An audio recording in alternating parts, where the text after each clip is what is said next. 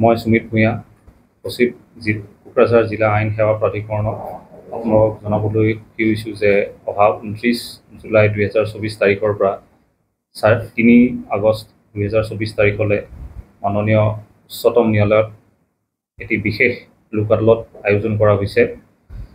উক্ত সময়ছোৱাত আপোনালোকৰ বিচাৰাধীন গোচৰৰ মীমাংসাৰ বাবে পদক্ষেপ লোৱা হৈছে।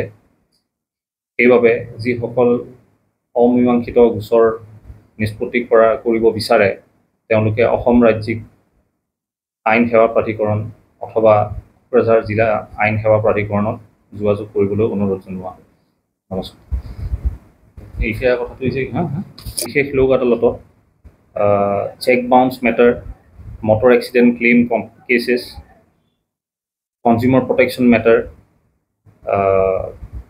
যিবোৰ আমাৰ criminal compoundable cases, land disputes,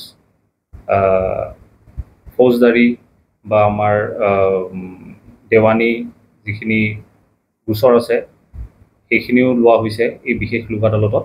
তাৰ উপৰিও